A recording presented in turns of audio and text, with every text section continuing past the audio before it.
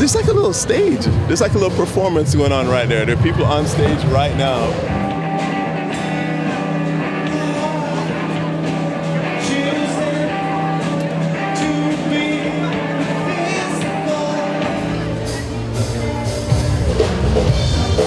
Yeah, that's what makes Camden so awesome. Yeah, that's incredible.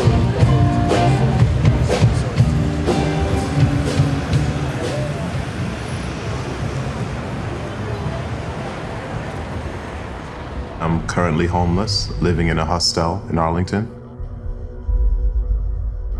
Leaving the United States, I'm leaving some of my loved ones. I didn't know what to expect, but I knew that I didn't want to be living on the street. And so I went to this hostel. That kind of saved me from the concrete.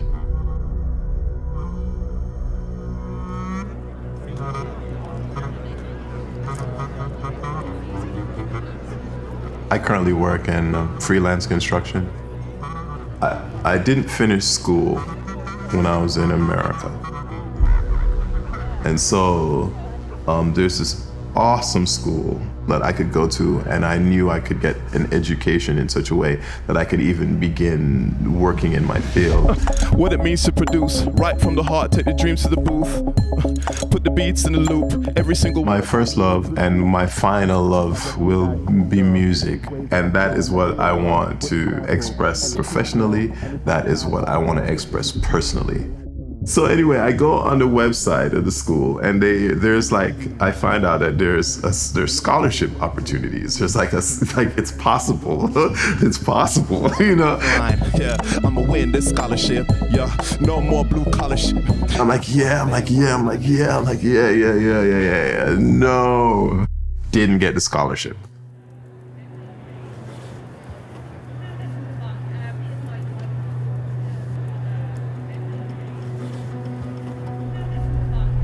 I feel like I'm in a hurry to try to get to this certain place where I have that sense of family. I have that sense of, completion. I have my own home.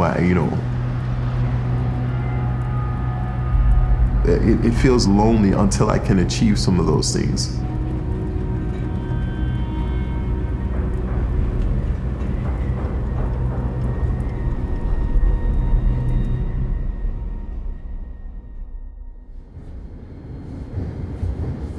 Someone came in and was like, hey, there's this group. They're called the Messengers. And I don't think anybody really understood what he was saying or just didn't realize the opportunity. But for some reason, I was like, hey, that sounds interesting. I will go.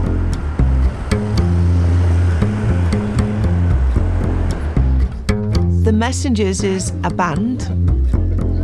It's a large band as well. There are many people in it. We sort of range from 20 to 30, sometimes 35 musicians.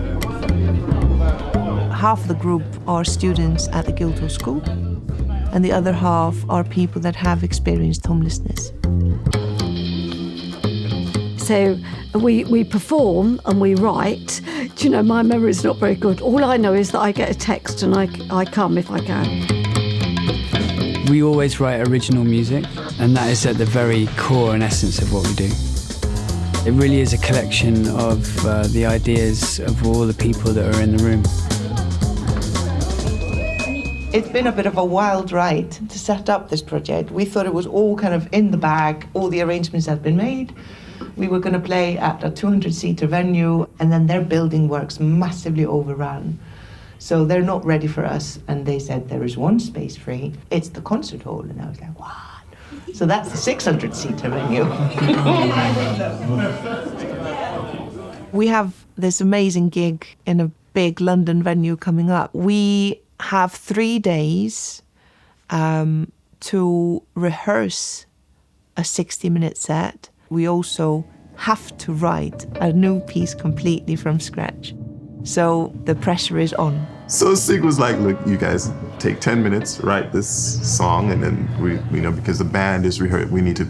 And so I'm like, okay. So we're like, okay. So it's like, okay. So Like, we have to work. I think this should be the second verse. We're brainstorming and we're thinking about all these different things, and we thought about all these different ideas, and then we put some of them together, and some of it was kind of cheesy, you know, like, no, this is not what we need. There's some themes that kept repeating, and I thought that was good, but then I was like, oh, I just don't know. You can see people going a little bit dizzy in terms of how on earth are we going to make this work. Let's do that again, that build up again.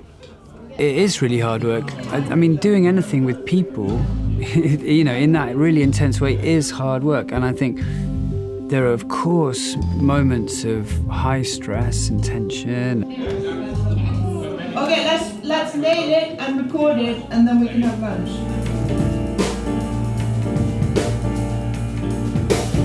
It is a challenge. And I suppose in some ways, we all need that impetus to give ourselves some inner strength. There's something really important about sharing that kind of intimate process with another person. All right, listen to how this sounds and tell me if this sound makes any sense to you. There's a utopia in us all, a place not made with bricks or walls, infinite possibilities await. Seek and we shall find this place. Searching, seeking, finding, looking, finding. Find the light in us all.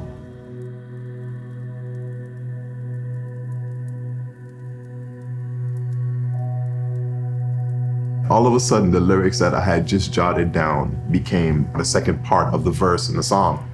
And I was just like, let's go. And so that just gave me this sense of like, all right, there is a guiding force. There is something more here going on than the cerebral. There's something else. There's a message that needs to be told.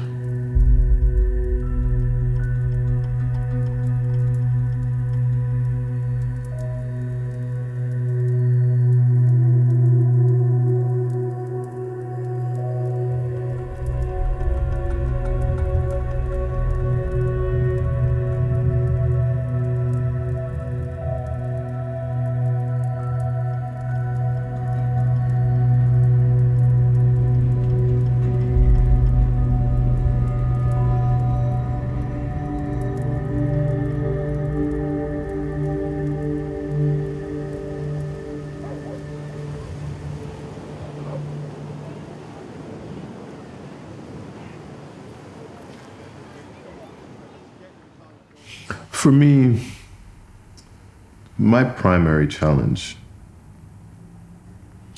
is just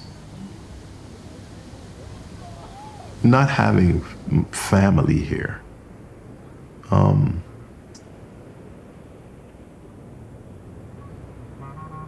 Having to carefully navigate how I'm going to spend the rest of my life. What will my income be like? How far will I go with my music? Will that be able to feed me? Psychologically, I feel like I've endured some emotional trauma, some real emotional trauma that I haven't yet. I don't even know, I don't know how to recoup.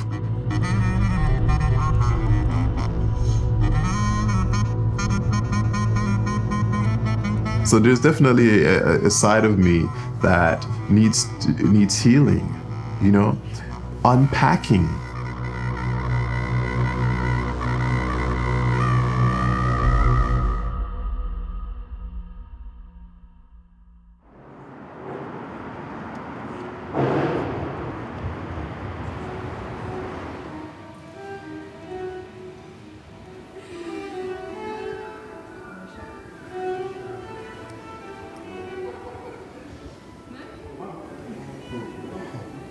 When I walked in that space, it's huge. The space is gigantic. The authentic wood everywhere. All the details of what makes an orchestra hall famous, all those details are there. And then here I am experiencing them up close. Keep communications up. Everybody keep watching. Let's be open for all of that. And and we'll just rock it. Awesome. Have a wonderful time, everyone.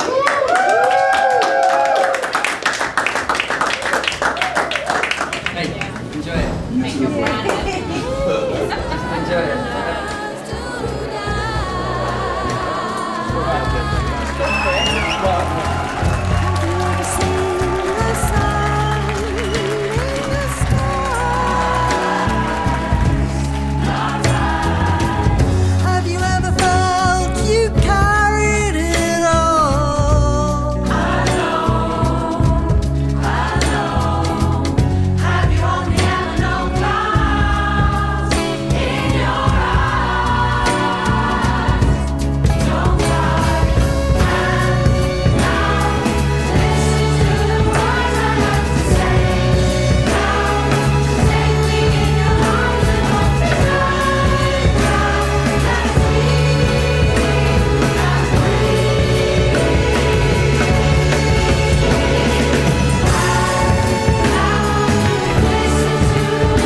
When you're on stage speaking about your internal observation and understanding of life to people, and they're capable of hearing that and processing that, and it makes them feel good, and it inspires them, and it enlivens them, and the music that accompanies it goes with it, and there's just this sense that we are all on one accord.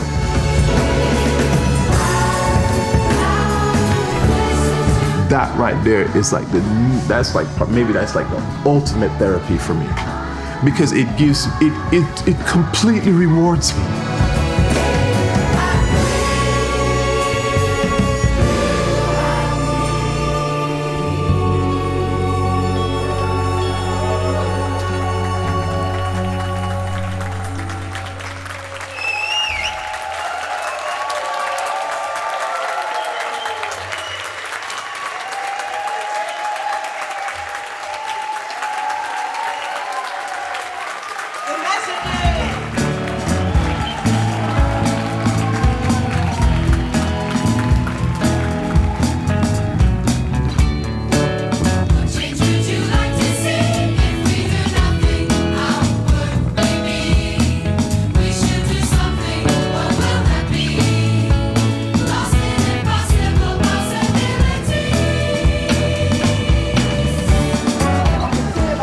That was absolutely the most mind-blowing experience I've ever had. It was incredible. That changed my life. What do I do now? What do I do now? What do I do with myself now?